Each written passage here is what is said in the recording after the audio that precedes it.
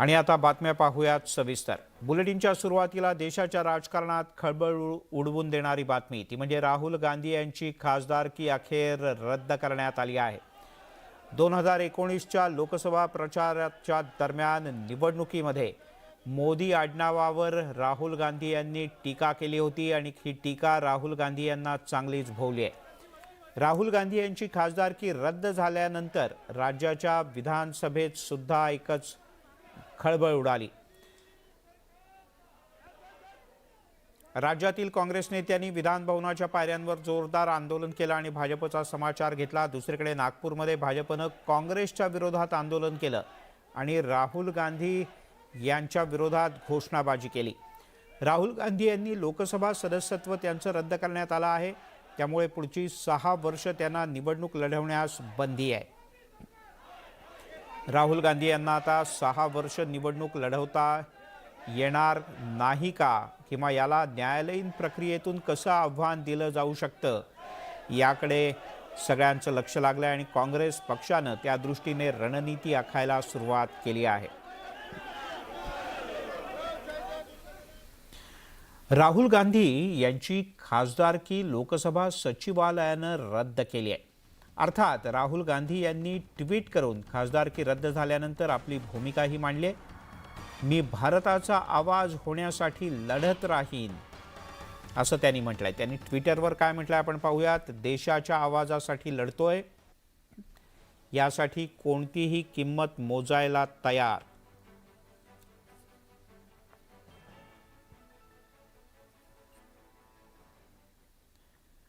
तिकडे राहुल गांधी यांची खासदारकी रद्द झाल्यानंतर राज्यभरात काँग्रेस चांगलीच आक्रमक झाली। काँग्रेसने राहुल गांधी यांच्यावरच्या कारवाईचा निषेध करत आंदोलनं केली। नागपुरात काँग्रेस कार्यकर्त्यांनी भाजप आणि नरेंद्र मोदी यांच्या विरोधात जोरदार घोषणाबाजी केली। चंद्रपूरच्या गांधी चौकात सुद्धा काँग्रेसने आक्रमक आंदोलन केलं। वर्ध्यात सुद्धा दडपशाही सरकारचा निषेध असो अशा प्रकारच्या घोषणा काँग्रेसच्या कार्यकर्त्यांनी दिल्या। इकडे बुलढाण्यात सुद्धा काँग्रेस कार्यकर्त्यांनी रास्ता रोको आंदोलन केलं। याप्रमाणेच सोलापूर, धुळे, मावळ आणि सिंधुदुर्गात सुद्धा ठिकठिकाणी काँग्रेसचे कार्यकर्ते मोठ्या संख्येने रस्त्यावर उतरले होते आणि त्यांनी भाजप, केंद्र सरकार तसंच पंतप्रधान नरेंद्र मोदी यांच्या निषेधार्थ घोषणा दिल्या।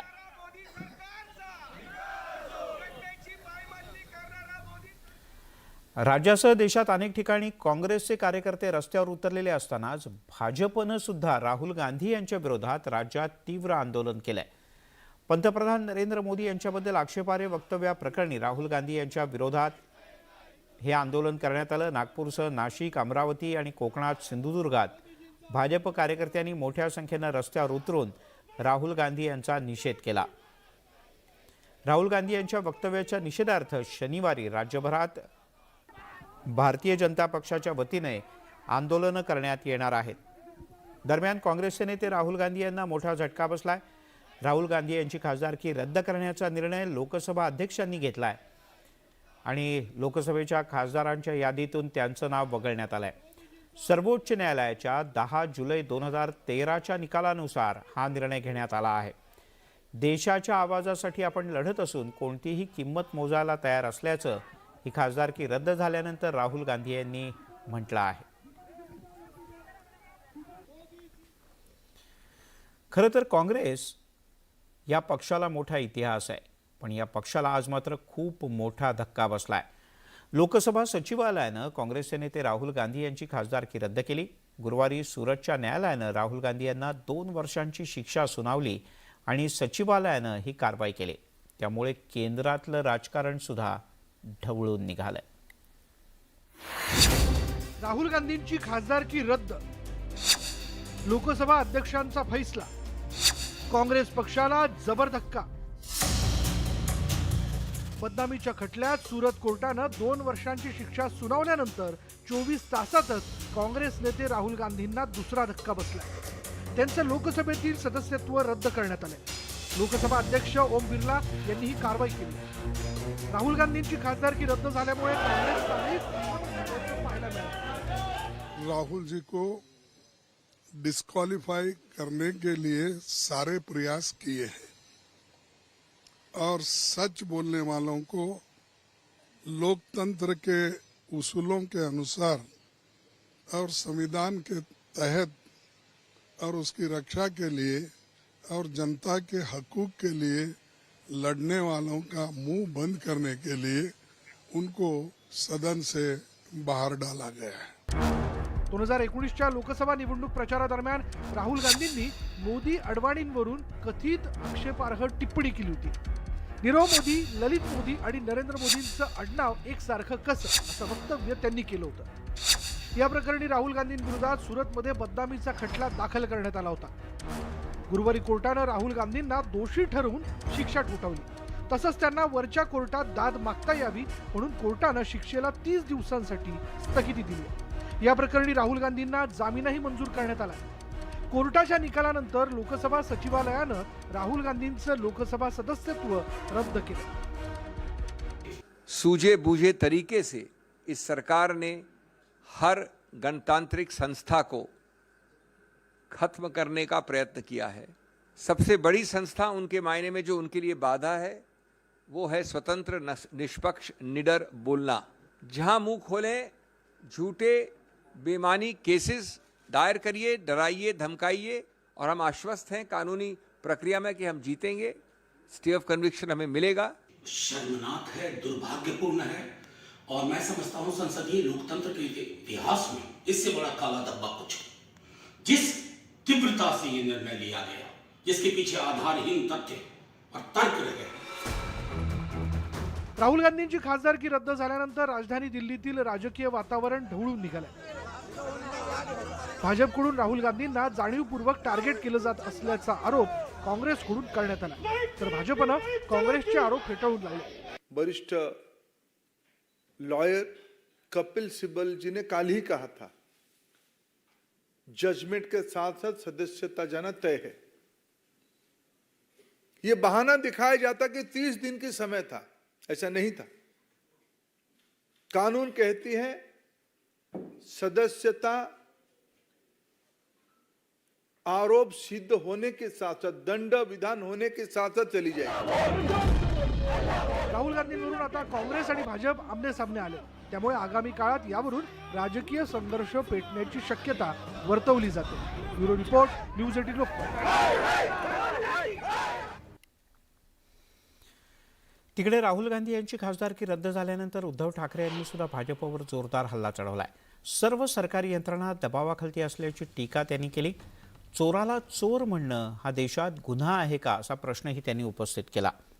उद्धव ठाकरे यांनी एक पत्र प्रसिद्धीला दिलंय आणि त्यात हा थेट प्रश्न भाजपला विचारण्यात आलाय. या दरम्यान राहुल गांधी यांची बहीण आणि काँग्रेसच्या नेत्या प्रियांका गांधी यांची सुद्धा प्रतिक्रिया हाती आले. पाहूयात त्यांनी काय म्हटलंय.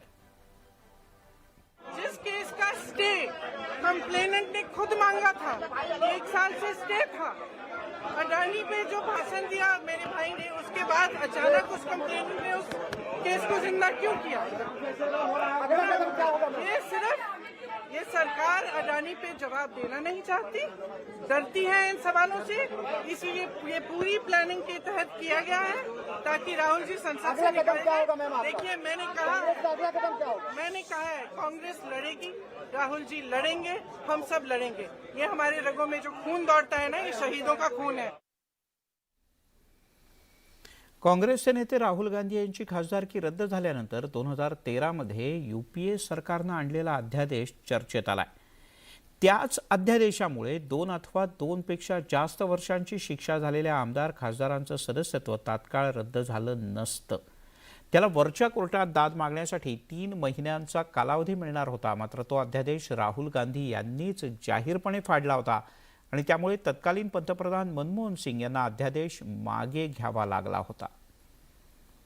I'll tell you what my opinion on the ordinance is. My opinion on the ordinance is that it's complete nonsense and that it should be torn up and thrown out. या घटनेला जवळपास 10 वर्षांचा कालावधी उलटून गेलाय.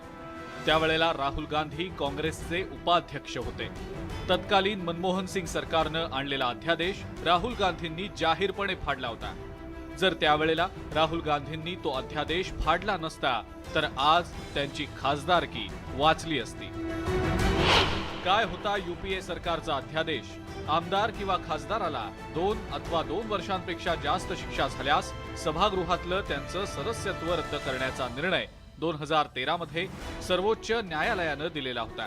सर्वोच्च न्यायालयाचा तो निर्णय निष्क्रिय करण्यासाठी तत्कालीन युपीए सरकारनं अध्यादेश काढला होता.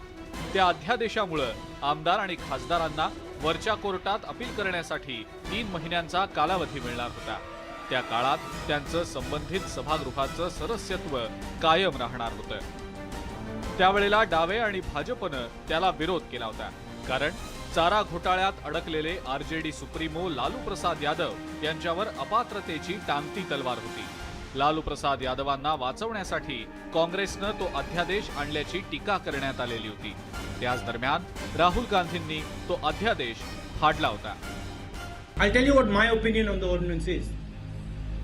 My opinion on the ordinance is that it's complete nonsense and that it should be torn up and thrown out. Rahul गांधींच्या विरोधानंतर तत्कालीन पंतप्रधान मनमोहन सिंग यांच्यावर तो अध्यादेश मागे घेण्याची नामुष्की ओढावली होती. जर त्या अध्यादेशाला राहुल गांधींनी विरोध केला नसता तर आज त्यांना वरच्या कोर्टात अपील करण्यासाठी 3 महिन्यांचा कालावधी मिळाला असता. तसंच त्यांची खासदारकी शाबूत राहिली असती. न्यूज 18 लोकमत. तेव्हा राहुल गांधी यांची खासदारकी रद्द झाल्यामुळे आता काँग्रेस, सर्व विरोधी पक्ष आणि भाजप यांच्यातली लढाई अधिक तीव्र होणार यात काहीच शंका नाही. दिवसभराच्या बातम्यांमध्ये घेऊयात एक छोटासा ब्रेकच्या नंतर काही महत्त्वाच्या ब्रेकनंतर दिवसभराच्या बातम्यांमध्ये आपल्या सगळ्यांचं पुन्हा एकदा स्वागत. बातमी तमाम महाराष्ट्राच्या कौतुकाची.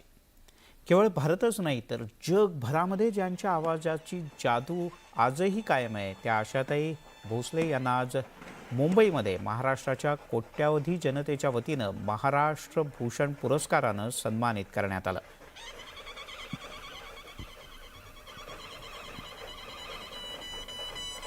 राज्याचे मुख्यमंत्री एकनाथ शिंदे, उपमुख्यमंत्री देवेंद्र फडणवीस, सांस्कृतिक कार्यमंत्री सुधीर मुनगंटीवार यांच्यासह भारतरत्न सचिन तेंडुलकर यांच्यासह अनेक दिग्गज यावेळी मंचावर उपस्थित होते. महाराष्ट्राचा सर्वोच्च पुरस्कार आशाताईंना देताना आम्हाला खूप आनंद होतो. आपण अनेक वेळेला व्हर्सटाईल हा शब्द वापरतो, पण त्या शब्दाची व्याख्या म्हणजे आशाताई, असं देवेंद्र फडणवीस यांनी म्हटलं. तसंच आशा भोसले यांनी गाण्यांचा मोठा खजिना देशवासियांना दिला असे कौतुकोद्गार मुख्यमंत्री एकनाथ शिंदे यांनी काढले. आशाताई 12,000पेक्षा जास्त गाणी गाऊ शकतात. खरं म्हणजे हा तर एक चमत्कारच आहे. आणि त्यामध्ये भावगीतं, भक्तिगीतं, चित्रपटगीतं, नाट्यगीतं असा मोठा खजिना महाराष्ट्रवासी आणि देशवासियांना आशाताईंनी दिला आहे. गेटवे ऑफ इंडिया नावाच्या एका सिनेमाच्या एका गाण्यामध्ये कोरसमध्ये आशाताई होत्या. तिथपासनचा आशाताईंचा जो प्रवास आहे तो आज महाराष्ट्राचा सर्वोच्च पुरस्कार हा आशाताईंना गेटवे ऑफ इंडियाच्या समोर मिळतो आहे. हा थक्क करणारा अशा प्रकारचा प्रवास आहे. आणि आज खरोखर महाराष्ट्र भूषण पुरस्कार हा मोठ्या उंचीला पोचला, कारण तो आशाताईंना त्या ठिकाणी मिळाला आहे. हे जे मला महाराष्ट्र भूषण मिळाले, माझ्या मते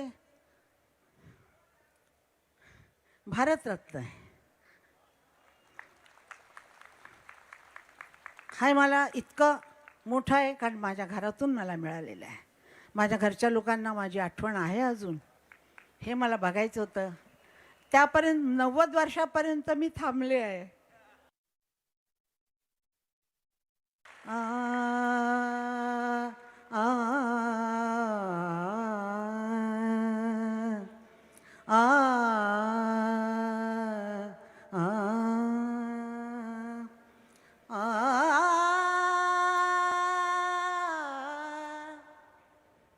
इतका वेळ उभ्या राहून बोलल्यामुळं थकले मी काय नाही थकले